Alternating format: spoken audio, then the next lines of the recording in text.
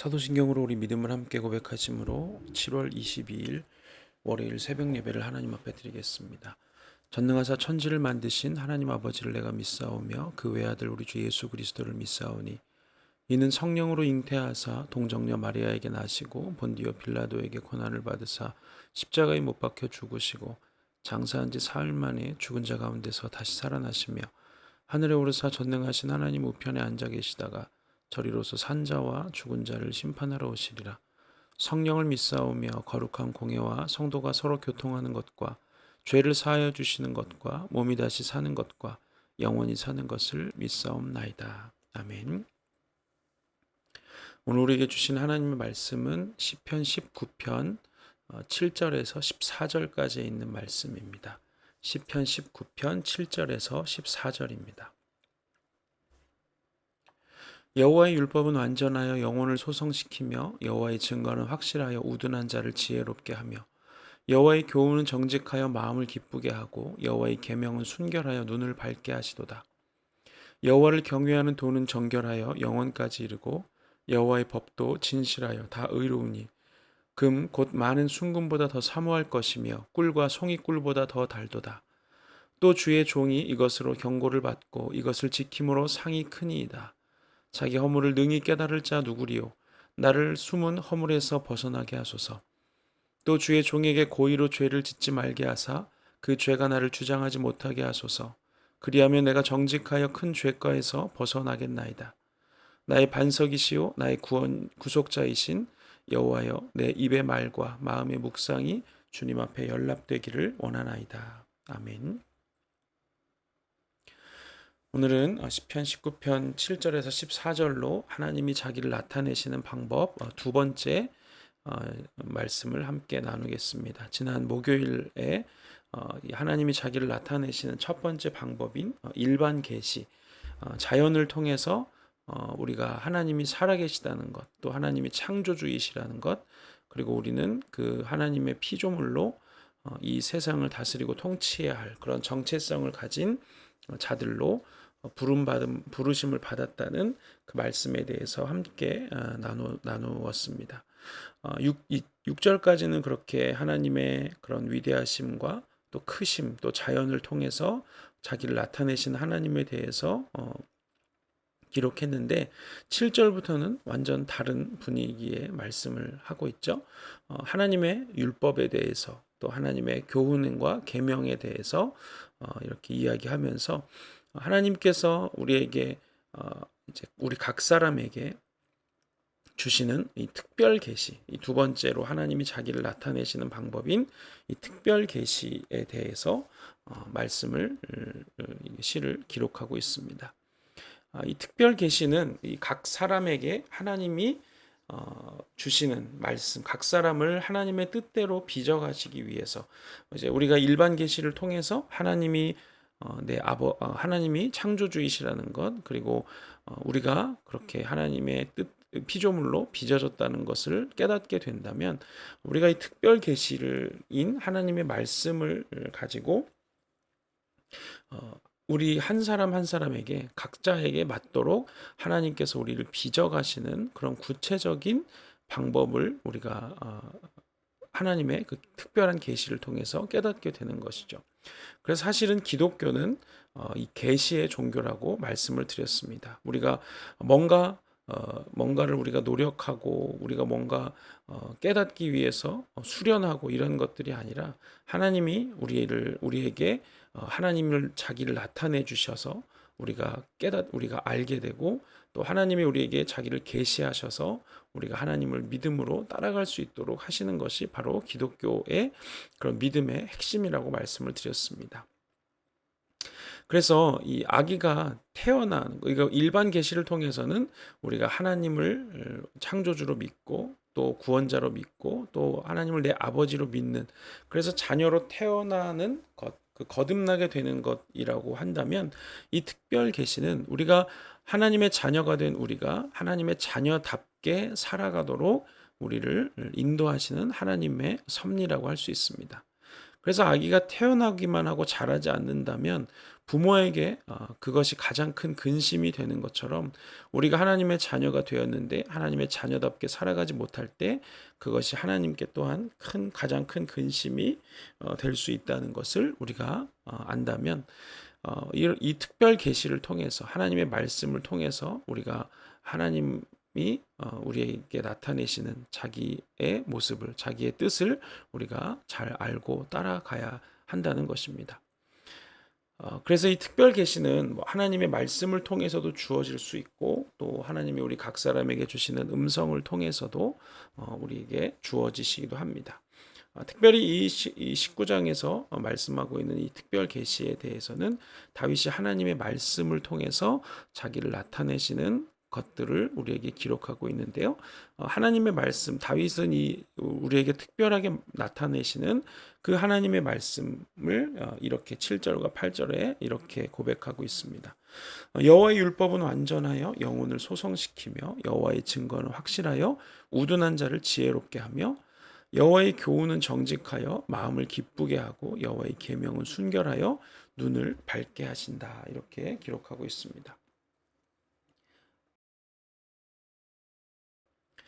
이 하나님의 말씀을 네 가지로 표현을 하고 있는데 17절에는 율법, 그리고 증거, 또 8절에는 교훈, 또 계명이라고 이야기하고 있죠. 그 율법, 증거, 교훈, 계명, 하나님의 말씀에 대한 여러 가지 표현인데 그 말씀이 영혼을 소생시키고 우둔한 자를 지혜롭게 하고 또 마음을 기쁘게 하고 눈을 밝게 하신다. 이렇게 기록하고 있습니다. 이 노르웨이에 이 한스 닐슨 하우게라고 하는 그런 사람이 있습니다.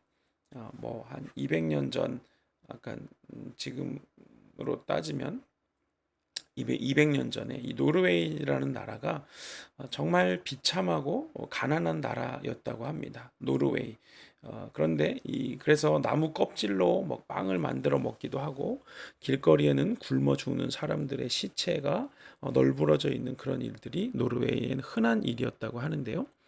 그런데 이 한스 닐센 하우게라고 하는 그 젊은이가 하나님의 말씀을 통해서 하나님을 만났다고 합니다. 그 하우게가 하나님을 만난 이후에 그 당시 노르웨이에는 여행하는 것이 금지되어 있었다고 하는데 이 하우게가 하나님의 말씀을 만난 이후에 이 스키를 타고 이 노르웨이가 북유럽 지방이기 때문에 이 스키를 타고 다니면서 하나님의 말씀과 복음을 전했다고 합니다. 그렇게 하우게가 하나님의 말씀을 받아들고 그 복음을 전한 결과 노르웨이에 한 1000여 개 정도가 되는 가정교회가 생겨났다고 합니다. 그러면서 나라가 변화되기 시작했다고 해요. 그래서 이 하우게가 가르치고 길러낸 제자들, 그리고 사역자들이 노르웨이 전국 각각에 세워지고 또 성경을 가르치기 시작하면서 노르웨이라는 나라는 지금 우리가 살고 있는 이 시대에는 세계에서 전 국민 소득이 1인당 가장 높은 나라로 발돋움을 했다고 합니다. 그리고 정말 훌륭한 교육 체계를 가지고 있어서 거의 문맹률이 0%에 가까운 나라가 노르웨이라고 합니다. 이것이 이 닐슨 하우게라고 하는 노르웨이 젊은이가 하나님의 말씀을 받고 그 말씀을 통해서 믿음을 갖고 구원받은 결과로 한 나라가 가장 가난하고 비참했던 노르웨이가 가장 위대하고 또 가장 교육이 잘 되어 있는 그런 나라로 성장하게 했다는 것이죠. 이처럼 하나님의 말씀이 영혼을 살릴 뿐만 아니라 우둔한 자를 지혜롭게 하고 또 그 마음을 기쁘게 하고 눈을 밝히신다는 것, 정말 이런 하우게 이야기뿐만 아니라 하나님의 말씀이 한 사람을 변화시킬 뿐만 아니라 세상을 변화시킨다는 그런 이야기들. 제가 영국에 갔다 오고 나서도 그런 새벽 기도를 한 2주 정도 하면서 그런 일들을 우리가 너무 많이 보고 들었죠.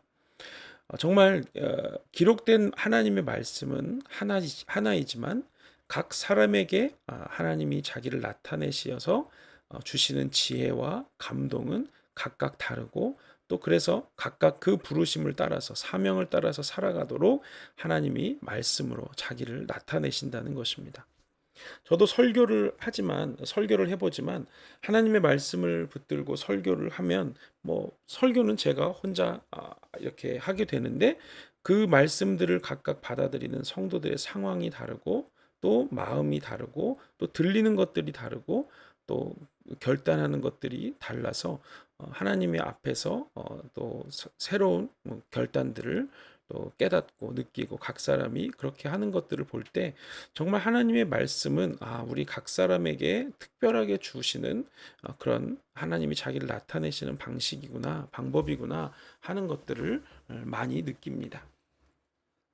그래서 이렇게 하나님의 말씀이 우리에게 우리의 영혼을 소생시키신다는 것은 우리에게 생명을 주신다는 것이죠. 우리 영혼을 살리시고 생명을 주실 뿐만 아니라 우리의 삶을 풍성하게 하시고 또 우리를 모든 순간에 인도하시면서 그 상을 받을 자리로 우리를 영원한 상의 유업으로 우리를 인도해 주신다는 것입니다. 그래서 9절에서 다윗이 이렇게 고백을 합니다. 여호와를 경외하는 도는 정결하여 영원까지 이르고 여호와의 법도 진실하여 다 의롭다.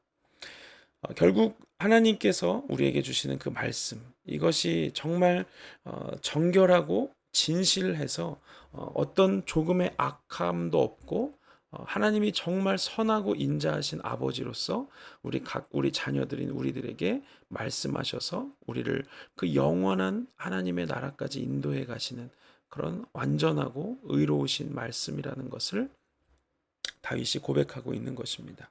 그 영원하고 의로우신 말씀을 깨달은 사람들, 이것이 정말 내가 붙들어야 할 것이고 이것이 정말 내 생명과도 같구나 하고 붙드는 사람들에게는 이 세상에서 가장 중요한 금보다 또 이 세상에서 가장 달콤한 쾌락을 상징하는 꿀보다 더 말씀을 사랑하고 즐거워하게 될 수밖에 없다는 것입니다. 그렇게 하나님의 영원하시고 의로우신 말씀을 이 세상보다 더 사랑하게 되는 것, 이것이 바로 우리를 구원으로 인도하는 구원의 여정이죠. 그래서 하나님의 자녀로 태어나서 태어나는 자녀됨의 구원이 있고 그 태어난 생명이 자라고 성숙해지는 자녀다움의 구원이 있다고 말씀을 드렸습니다. 일반 계시가 우리를 자녀되게 하는 계시라면 이 특별 계시가 우리를 자녀다움으로 인도하는 계시라고 말할 수 있겠죠. 물론 하나님의 말씀이 우리를 자녀 되게도 하지만 그렇게 하나님의 말씀이 우리를 자녀답게 만들어 가신다는 것입니다. 하나님의 말씀을 믿고 그 죽음에서 생명으로 옮겨져서 자녀 되는 구원도 참 기쁜 큰 구원이지만 더욱 큰 기쁨은 그 태어난 자녀가 점점 바르고 온전하게 자라고 성숙해서 하나님의 나라와 의를 위해서 살아가게 될 때 그것이 하나님께 더 큰 기쁨이 된다는 것을 우리가 기억해야 하겠죠. 그렇게 우리가 하나님의 나라를 위해서 하나님의 자녀답게 자라고 성숙해 가려고 한다면 마귀가 그것을 결코 가만두지 않겠죠. 우리를 계속 공격해서 주저앉히려고 하고 다시 우리에게 세상 자랑과 쾌락을 따라가 갈 수 있도록 우리를 유혹하고 우리에게 계속 불화살을 쏘아댈 것입니다. 그러나 그때마다 하나님의 말씀이 나를 지켜주실 것을 다윗은 굳게 믿으면서 11절에서 13절에 보면 이렇게 고백합니다. 또 주의 종이 이것으로 경고를 받고 이것을 지킴으로 상이 크니이다. 자기 허물을 능히 깨달을 자 누구리요. 나를 숨은 허물에서 벗어나게 하소서. 또 주의 종에게 고의로 죄를 짓지 말게 하사 그 죄가 나를 주장하지 못하게 하소서. 그리하면 내가 정직하여 큰 죄가에서 벗어나겠나이다. 그 영원하시고 의로우신 말씀, 금보다 귀하고 꿀보다 단 그 말씀이 다시금 내가 세상을 따라가려고 할 때 내 걸음을 인도하셔서 죄에 빠지지 않게 하시고 나를 지켜주심으로 영원한 하나님의 나라에서 상을 얻게 해달라고 다윗이 하나님 앞에 간구하고 있죠. 그러면서 14절에 다윗은 이 19장을 시편 19편을 마무리하면서 이런 결단의 기도를 하나님께 드립니다. 나의 반석이시오 나의 구원이신 여호와여 내 입의 말과 마음의 묵상이 주님 앞에 연락되기를 원합니다. 이렇게 노래하죠. 연락된다라는 말의 뜻은 이 마음에 든다, 또 받아들여진다 이런 뜻입니다. 그러니까 하나님 앞에 다윗이 하나님 내 입에서 하는 말과 그 하나님을 향한 고백과 내 마음이 하나님을 향한 내 마음이 주님이 받으시는 그런 말과 고백과 또 찬양과 내 마음이 되게 해주세요 하고 다윗이 하나님 앞에 결단의 기도를 드리고 있는 것입니다. 그런데 다윗이 이렇게 기도한 것처럼 하나님께 내가 연락되기를 원합니다. 하나님께 내가 받아들여지고 하나님의 마음에 드시는 사람이 되기를 원합니다. 라고 기도했는데 정말 그 기도대로 하나님께서는 다윗을 향해서 이는 내 마음에 합한 자다. 이렇게 내가 내 마음에 받아들여지고 내가 기뻐하는 자라고 하나님께서 다윗을 향해서 말씀하시죠. 다윗은 정말 그 기도처럼 하나님의 마음에 연락되는 그런 사람이었고 다윗이 그렇게 하나님의 마음에 연락되는 사람이 될 수 있었던 것은 그가 그 완전하시고 영원하신 하나님의 말씀을 항상 간직하고 또 그것을 잘 따르고 순종하는 삶을 살았기 때문입니다. 20편 19편을 통해서 우리도 다윗처럼 그 영원하시고 의로우신 하나님의 말씀을 온전히 따름으로 하나님께 연락되는 하나님의 마음에 합한 사람이 되는 우리 모든 부으시는 교회 성도들이 되시기를 주님의 이름으로 축복합니다. 아멘. 기도하겠습니다.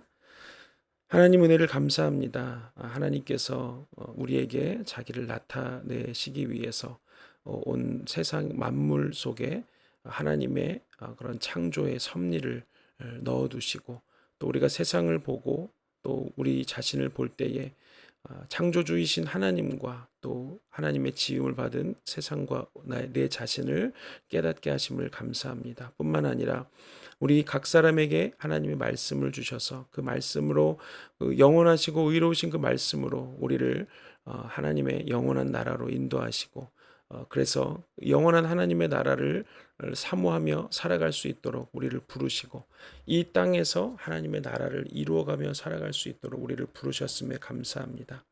하나님 그렇게 우리가 하나님의 자녀가 되고 또 말씀을 통해서 하나님의 자녀답게 우리를 빚어가시는 하나님의 그 놀라운 손길을 우리가 날마다 놓지 않고 따라가기를 원합니다. 하나님의 자녀된 우리를 다시 넘어뜨리게 하고 다시 세상에 무릎 꿇게 하기 위해서 마귀가 늘 우리에게 불화살을 쏘아대겠지만 우리는 믿음으로 더욱더 견고하게 하나님의 말씀을 붙들게 하시고 다윗처럼 주님 내 입의 말과 내 마음의 묵상이 하나님 앞에 받아들여지기를 연락되기를 원합니다 하고 기도하며 오늘 하루도 승리하고 살아가게 하여 주시옵소서.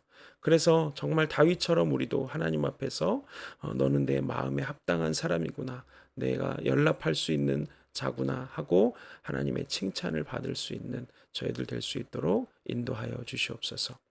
이제는 우리 구주 예수 그리스도의 은혜와 하나님 아버지의 사랑과 성령의 교통하심이 하나님 앞에서 연락되기를 원하며 하나님의 말씀을 붙들고 하나님이 자기를 나타내시는 그 말씀을 따라서 순종하며 살아가기로 결단하는 우리 모든 부으시는 교회 성도들 머리 위에 이제로부터 영원토록 함께 하시기를 간절히 축원하옵나이다.